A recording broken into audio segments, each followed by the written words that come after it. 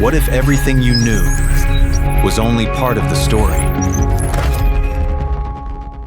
Hey everyone, welcome to another episode of Uncharted Thoughts with Alex and Jane.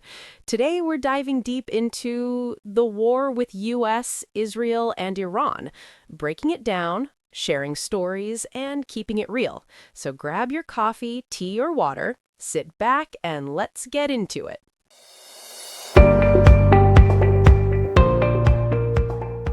If you're wondering why the global stage suddenly feels like a massive earthquake, you are probably looking at the wrong timeline. Right. Yeah. Because it always feels sudden to us. Exactly. I mean, when the ground shakes, human instinct is to look at whatever is rattling right in front of us. The swinging light fixtures, the cracked pavement, it feels entirely sudden. Oh, absolutely. But that visible destruction is really just the final release of pressure. It's from tectonic plates that have been relentlessly grinding against each other completely out of sight for literally decades. Which is the perfect way to look at it, honestly. So today, we are focusing on a geopolitical pressure cooker that has been building in the dark for a very long time. We're talking about the incredibly complex, escalating tensions involving the United States, Israel, and Iran.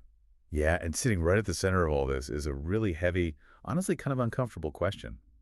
Like, are we witnessing the creeping beginning of a major global conflict? It is the defining geopolitical question right now. It really is.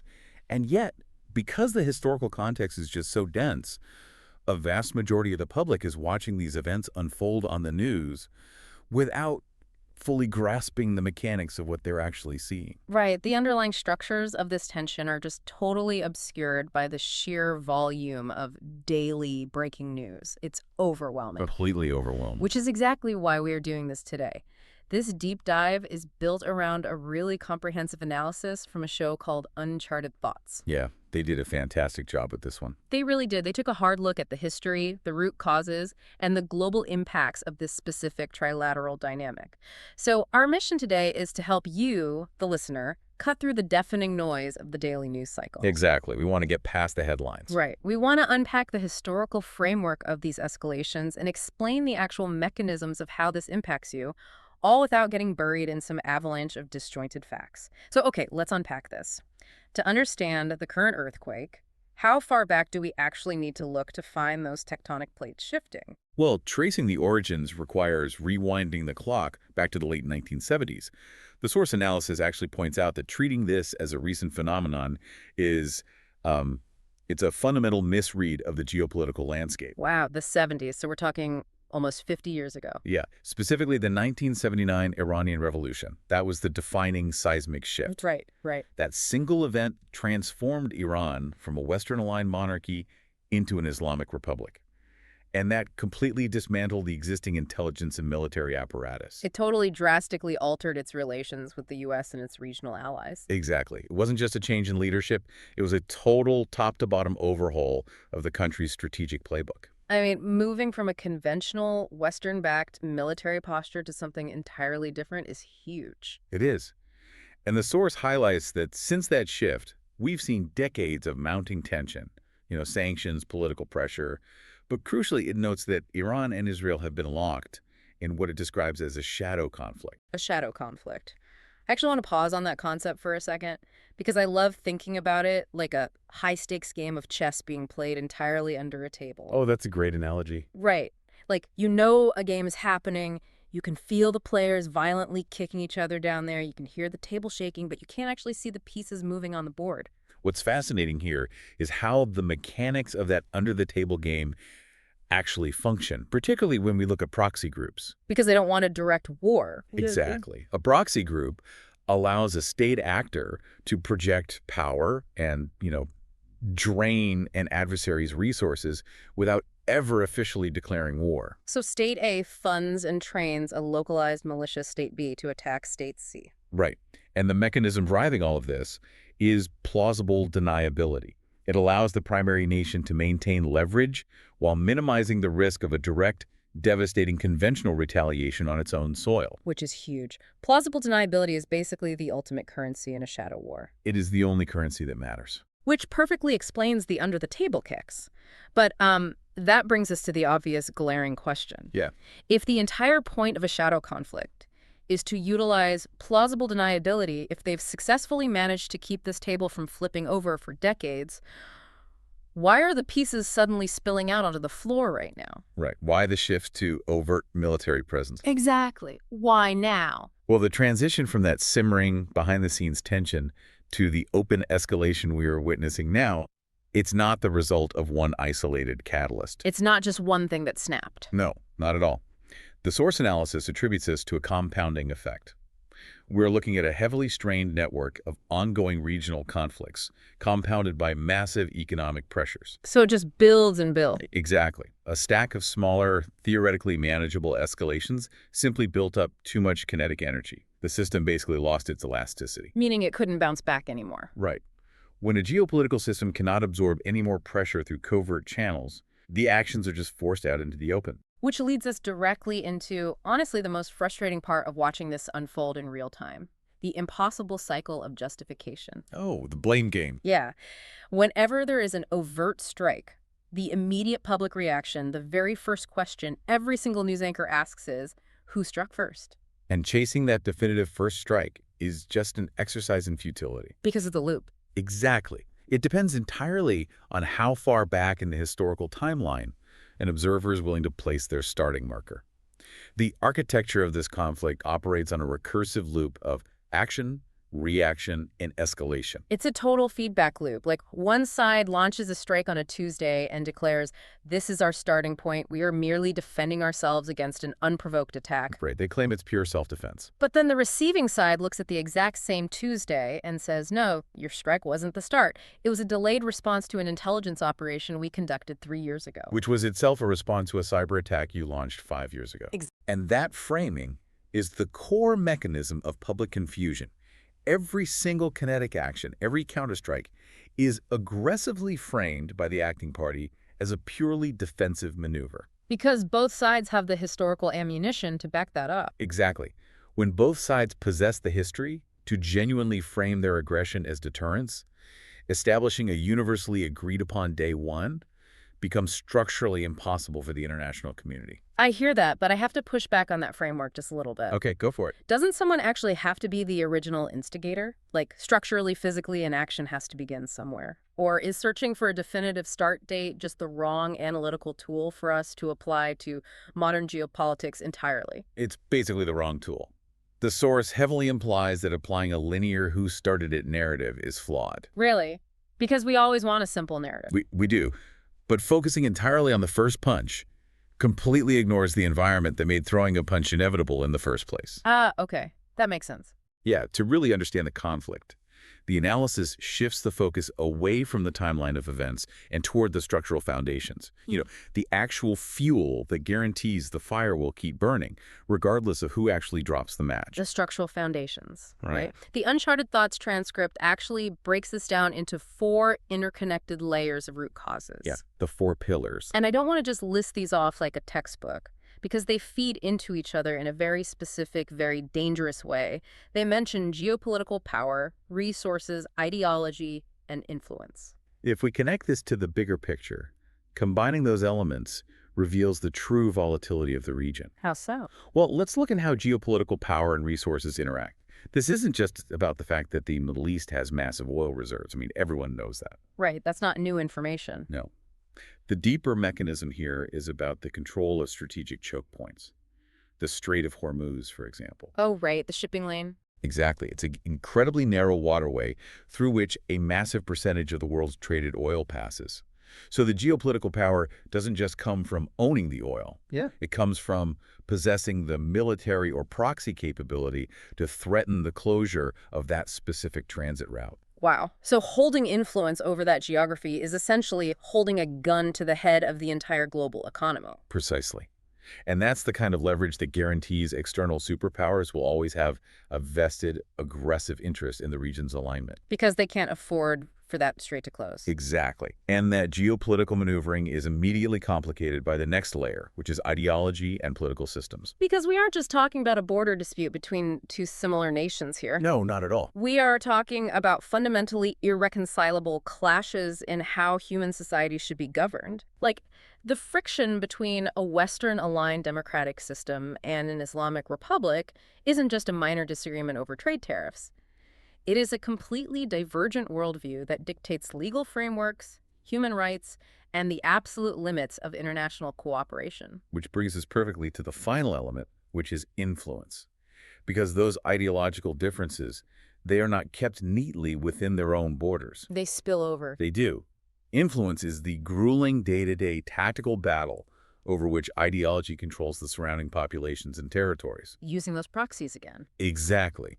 It is the deployment of those proxy groups we discussed earlier to establish buffer zones and project power outward, securing the resources and that geopolitical leverage. Here's where it gets really interesting for me. Yeah. Think of this entire geopolitical structure not as a broken house or a ticking clock, but as a highly complex, heavily leveraged financial derivative. Oh, that is an interesting way to frame it. Right. You have these four massive, volatile assets: geography, oil choke points, irreconcilable ideologies, and proxy militias.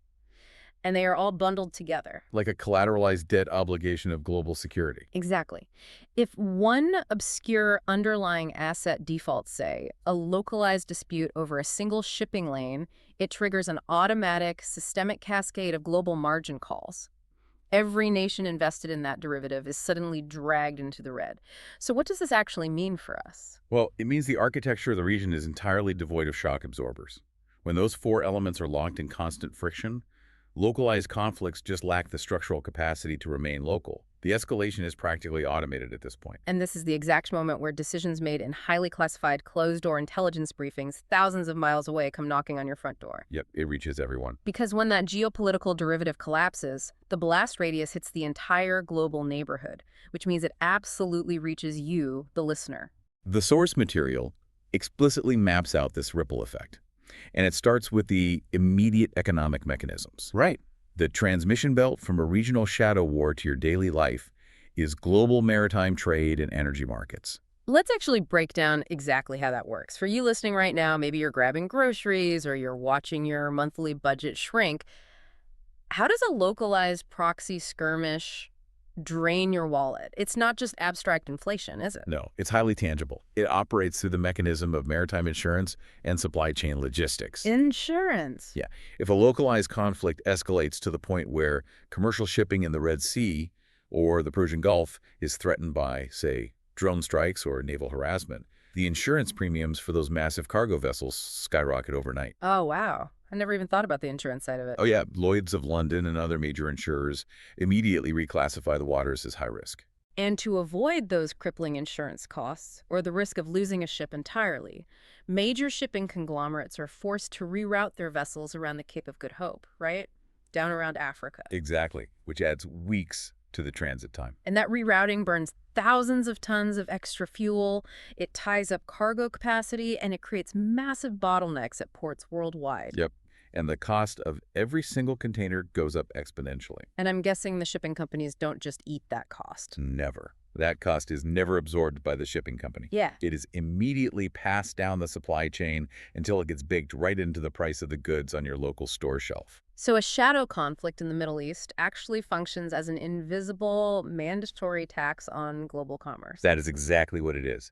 But the ripple effect isn't strictly financial either. There is a massive political fallout as well. The transcript points out that as these tensions rise, global alliances are severely tested. Nations are forced off the fence. Meaning they have to pick a side. Right. The mechanism driving that political fallout involves really complex webs of mutual defense treaties and technological reliance. Like what? Well, say a nation in Europe or Asia might wish to remain entirely neutral. However, if their primary security guarantor is drawn into the conflict, or if the semiconductors they rely on for their own economy are threatened by the shifting alliances, they are compelled to take a side. They don't have a choice. None. Localized conflicts act as a gravity well, pulling in major superpowers based on strategic necessity rather than public desire. Yet, amidst all this high-level analysis of supply chain logistics and insurance premiums and treaty obligations, there is a reality that often gets sort of sterilized in geopolitical discussions. Yeah, the human cost. Exactly. The transcript makes a very specific point to highlight the human cost. It is the starkest reality of the entire situation. Hmm. The true burden of these geopolitical margin calls is never actually borne by the architects of the shadow war. It falls entirely on ordinary populations. Right, civilians. Families trying to raise their kids in the crossfire. Workers whose economies collapse overnight. People who have absolutely zero agency in the strategic deployment of proxy militias or the maneuvering of aircraft carriers. They are the ones who absorb the physical devastation inside the conflict zones and the grueling economic deprivation outside of them. And the sheer scale of that impact, the fact that millions of lives are upended by these opaque decisions, it creates our final and perhaps most difficult complication. Which is? The war of perception and the search for narrative control. Right, the final segment of the source material dives into navigating the noise, because human psychology basically abhors a vacuum. It really does. When faced with chaos, economic strain, and violence that intimately affects our lives, our brains are literally hardwired to search for a neat, hidden reason behind it. Yeah, if the official narrative feels too complex or contradictory, we try to force the puzzle pieces together ourselves. Which naturally breeds an incredibly fertile environment for conspiracy theories. Exactly. The source analyzes this as an expected, albeit really dangerous, byproduct of asymmetric warfare. Because of the plausible deniability we talked about? Precisely. When the primary weapon of a state is plausible deniability, the public is conditioned to assume that nothing is as it seems. People begin questioning the timing of every single escalation. They ask, like, who secretly benefits financially from this disruption? Or is this strike a manufactured distraction? And suddenly you have this massive, unbridgeable split in how the public views the globe.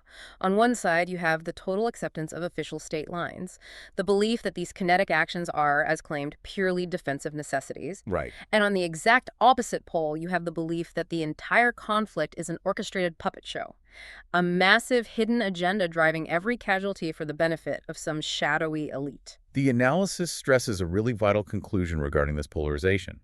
The reality of international relations is almost never black and white, nor is it a cinematic conspiracy. It's just messy. It is overwhelmingly a messy, disorganized, highly reactive gray area driven by those four structural pillars we discussed earlier. I want to explore the tension there for a second. It's a remarkably fine line, isn't it? It is. Because as consumers of media, we are constantly told to question everything. We are taught that healthy skepticism is a virtue and that taking government narratives at face value is, frankly, naive, especially given the history of intelligence operations. Oh, for sure. So at what point does healthy skepticism actually cross the border into baseless conspiracy? This raises an important question about the actual definition of critical thinking. The source material draws a sharp distinction based on methodology. Okay, methodology, how? Well, healthy skepticism requires demanding verifiable evidence before accepting a narrative. It means remaining comfortable with uncertainty. Or just hard for people to do. Very hard. But conspiracy, on the other hand, is an entirely different mechanism. It involves deciding on a narrative, first usually one featuring a simple omnipotent villain, and then retroactively cherry-picking data to confirm that belief. Ah, I see. Yeah, all while actively ignoring the complex, contradictory history of the region. It's basically the difference between trying to painstakingly map the tectonic plates that cause an earthquake versus just comfortably deciding that a secret government weather machine shook the ground. That is a perfect way to put it. One requires engaging with difficult, dense, and often unsatisfying reality. The other just offers a comforting illusion of total control. And relying on the illusion of simple villains, rather than engaging with the complex geopolitical realities and historical context, it severely degrades a society's ability to navigate crises. It literally paralyzes rational policy responses. So bringing all these threads together to look at the whole tapestry here, the core takeaway we are extracting from the Uncharted Thoughts transcript is that we are currently navigating an incredibly sensitive, highly volatile phase of modern history. The derivative is teetering. Exactly. The derivative is teetering. We may not be witnessing a formally declared global conventional war at this exact moment. However, the structural pressure is compounding rapidly. The covert shadow conflict is being forced out into the overt light.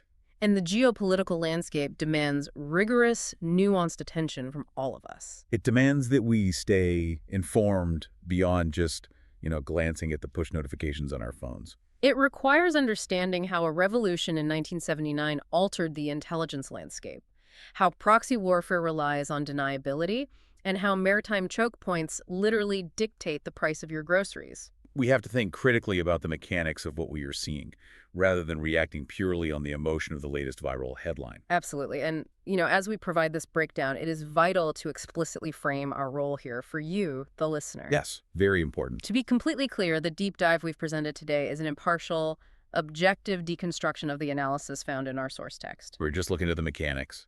Exactly. Looking at the mechanics of this from the outside, which is exactly what we are doing today, means we are not taking any political sides. We aren't endorsing specific viewpoints, left-wing, right-wing, or anywhere on the spectrum. Right. Our singular goal has been to expose the gears of the geopolitical machine so you have the foundational context to understand the dynamics at play. The objective is synthesis and clarity.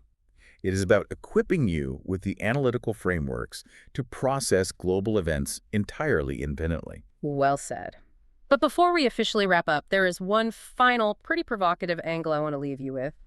Something to mull over that builds on the source's exploration of this decades-long shadow conflict. Okay, let's hear it. We spent a lot of time discussing how, since the late 1970s, this tension has shifted away from traditional battlefields and relied really heavily on cyber-sabotage, intelligence operations, and indirect asymmetric warfare. Right, the unseen maneuvers under the table, utilizing technology to bypass physical defenses entirely. Right. So if that asymmetric playbook is the true modern standard of conflict, well, is it possible that our fundamental expectation of what a major war looks like is just completely outdated? Oh, that's a chilling thought. What if the next major global conflict doesn't announce itself with a traditional cinematic missile strike illuminating the night sky? What if we don't even see it coming? Exactly. What if the opening salvo of World War III is a silent, invisible keystroke? A dormant piece of malware that simultaneously cripples a nation's power grid, freezes its banking sector, and blinds its satellite communications from thousands of miles away, effectively ending the war before a single physical soldier ever crosses a border. Wow. It entirely redefines the concept of a first strike, doesn't it?